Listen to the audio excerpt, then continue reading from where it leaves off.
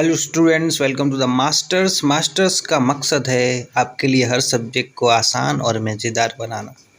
तो स्वागत है आप सभी का इस नए वीडियो में। और आज हम सीखने वाले हैं कुछ नया जो कि ग्रामर से रिलेटेड होगा। आई होप आपको बहुत ही आसानी से समझ में आएगा और आप उस कॉन्सेप्ट को आज क्लियर करके जाएंगे। आपने अक्सर सेंटेंसेस में एक वर्ड देखा होगा, देयर के मतलब अलग अलग होते हैं। देयर जो है प्रीपोजिशन भी है जिसका मतलब होता है वहाँ। पर आज हम उस देयर के बारे में नहीं पढ़ रहे जो प्रीपोजिशन है। आज हम उस देयर के बारे में पढ़ रहे हैं जो एज ए सब्जेक्ट यूज होता है जब आपको सेंटेंस में ये समझ नहीं आए कि हम क्या सब्जेक्ट यूज करें। उस वक्त एक सब्जेक्ट जो as a dummy subject use होता है, मीन्स वो in reality it is not complete subject, लेकिन उसे सब्जेक्ट के रूप में हम इस्तेमाल करते हैं सेंटेंस के अंदर, और वो वर्ड है there.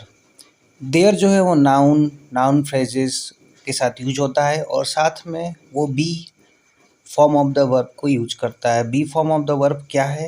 Is, am, are, was, were, be, being, been. ये सारे जो वर्ब के फॉर्म हैं ये सारे बी के फॉर्म होते हैं। जब भी देयर का यूज करते हैं तो आपको हमेशा उसके साथ बी के जो फॉर्म्स दिए हैं, इज, एम, आर, वाज, वर, इनका यूज आपको सेंटेंसेस में दिखाई देता है। नाउन्स आपको पता है। नाउन फ्रेजेस क्या होते हैं? नाउन फ्रेजेस ऐसे ग्रुप ऑफ वर्ड्स होते हैं जो नाउन का काम करते हैं। हालांकि वो कंप्लीट मीनिंग नहीं देते पर फिर भी वो नाउन का वर्क करते हैं, इसलिए उन्हें नाउन फ्रेजेस कहते हैं। आगे के एग्जांपल्स में आपको समझाऊंगा मैं कि नाउन फ्रेजेस क्या क्या हैं। नाउन फ्रेजेस जानने का सबसे आसान तरीका क्या है वो आपको मैं बहुत ही आसानी से समझाऊंगा। चलिए देखते हैं। तो देयर का इस्तेमाल जो है वो कैसे होता है। जैसे आपको कहना हो बिजली नहीं है तो आप इस बात को कैसे कह सकते हैं? There is no power. या फिर आपको कहना है कि पानी नहीं है तो आप बोल सकते हैं देयर इज़ नो वाटर। क्योंकि आप देख रहे हैं यहाँ पर जो सेंटेंसेस हैं हिंदी में, जैसे बिजली नहीं है, पानी नहीं है, ये पूरे सेंटेंसेस हैं पर इनमें कुछ अधूरापन सा है। इनके पास अपने सब्जेक्ट्स नहीं हैं और उस सब्जेक्ट की कमी को पूरा करने के लिए हम क्या यूज कर रहे हैं? देयर। तो जब भी ऐसे सेंटेंसेस आपको मिले जहाँ आपको लगे कि सब्जेक्ट मिसिंग है तो वहाँ पे आप क्या करते हो? देयर का यूज करते हो। ठीक है, बिजली नहीं है, पानी नहीं है, स्याही नहीं है, काम नहीं है, तो ऐसे सेंटेंसेस में आप देयर का यूज मोस्ट ऑफन करते हैं। जैसे कि फॉर एग्जांपल आपको बताना हो कि एक सप्ताह में 7 दिन होते हैं तो आप वहाँ क्या यूज करते हो? There are 7 days in a week. चलिए और कुछ एग्जांपल्स समझते हैं। देयर इज़ नो प्रॉब्लम, कोई समस्या नहीं है। जैसे आपको कहना कोई समस्या नहीं है तो आप कह सकते हो कि देयर इज़ नो प्रॉब्लम। जैसे आपको कहना हो कि मुझे कोई दिलचस्पी नहीं है या कोई दिलचस्पी नहीं है तो आप कह सकते हो देयर इज़ नो इंटरेस्ट। या आपको कहना हो कोई बाकी नहीं है तो आप कह सकते हो there is no one remaining. तो ये जो कुछ एग्जांपल्स हैं यहाँ पे आप देख रहे हो, देयर जो है वो एज ए सब्जेक्ट आया हुआ है, बीच में इज आया हुआ है जो वर्ब है। उसके बाद आगे आपको complement no problem, no interest, no one remaining आपको दिखाई दे रहा है। एक बहुत ही ज़रूरी बात जो आपको पता होनी चाहिए, जो भी वर्ब्स होते हैं इज, एम, आर, वाज, वर, इनके बाद जो वर्ड्स आते हैं वो एक्चुअली ऑब्जेक्ट ना होकर कॉम्प्लीमेंट होते हैं। सिंपल सेंटेंसेस का स्ट्रक्चर आपको पता होगा ग्रामर में, अगर आपने बेसिक ग्रामर पढ़ी है, कि पहले सब्जेक्ट आएगा फिर वर्ब देन ऑब्जेक्ट। पर कुछ सेंटेंसेस ऐसे भी होते हैं जहाँ पे ऑब्जेक्ट ना होकर एक अदर वर्ड आता है जिसको हम कॉम्प्लीमेंट कहते हैं।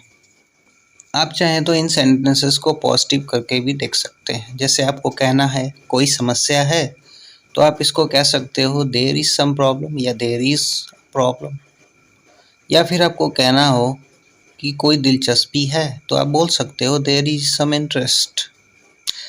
अगर आपको कहना हो कोई बाकी है तो आप ये भी कह सकते हो देयर इज़ समवन रिमेनिंग। तो ये सेंटेंसेस पॉजिटिव और नेगेटिव देयर के साथ दोनों ही तरीके से बनाए जा सकते हैं।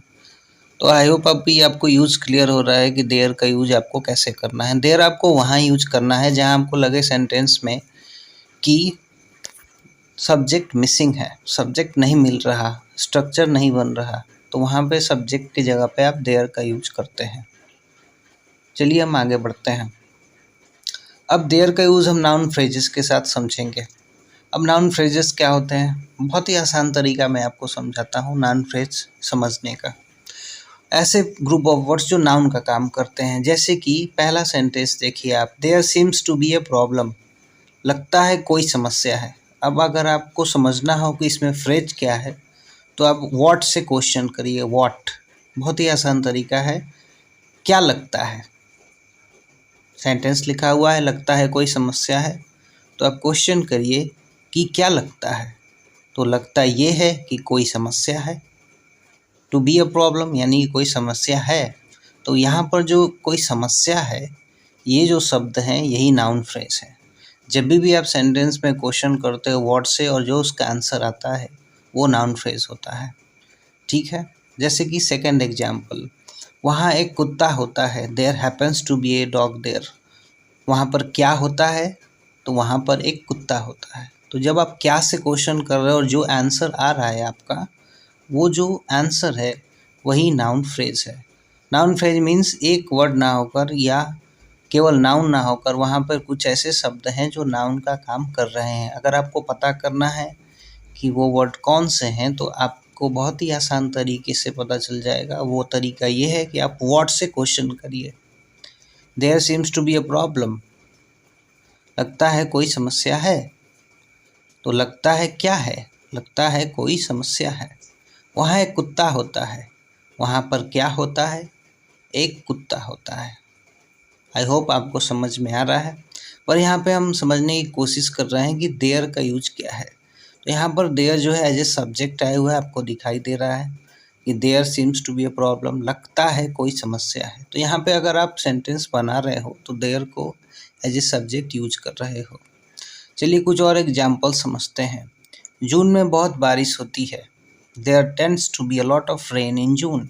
जून में बहुत बारिश, यहाँ पर टेंड का यूज किया गया है। टेंड का जो मीनिंग होता है वो होती है आदत, और यहाँ उसे दर्शाया गया है इस तरीके से कि हर बार जून में लगभग ज़्यादा बारिश होती है, इसलिए टेंड यहाँ पर यूज हुआ है इस सेंटेंस में। There tends to be a lot of rain in June. मेहमानों के खाने के लिए बहुत कुछ था, there was plenty for the guest to eat. मेहमानों को खाने के लिए बहुत कुछ था। तो यहाँ पर सब्जेक्ट मिसिंग है। हम गेस्ट से सेंटेंस स्टार्ट नहीं कर सकते, तो हमने देयर से शुरू किया। हमारे पास करने को कुछ नहीं था, तो हम इसको ऐसे लिख सकते थे कि we had nothing to do. पर यहाँ पर अगर हमें देयर से बनाना हो तो हम कैसे सेंटेंस बनाएंगे, there was nothing for us to do. तो यहाँ पर जो आप सेंटेंसेस देख रहे हैं ये सारे नाउन फ्रेजेस इसमें हैं, केवल एक नाउन नहीं है। यहाँ पे ग्रुप ऑफ वर्ड्स हैं जो नाउन का काम कर रहे हैं। जैसे कि एक एग्जाम्पल देखिए, there was plenty for the guest to eat. मेहमानों के खाने के लिए बहुत कुछ था। अगर यहाँ पर आप क्या से प्रश्न करें कि मेहमानों के खाने के लिए क्या था, ठीक है, तो यहाँ पे आपको जवाब मिलेगा कि मेहमानों को खाने के लिए बहुत कुछ था। तो यहाँ पर जो जवाब आ रहा है, आपको आंसर मिल रहा है, वही आंसर जो है वो नाउन फ्रेज है। नाउन फ्रेज बहुत ही आसान तरीके से आप व्हाट से क्वेश्चन करके पता कर सकते हैं। तो आई होप अभी आपको समझ आ गया होगा कि देयर का यूज कैसे करना है।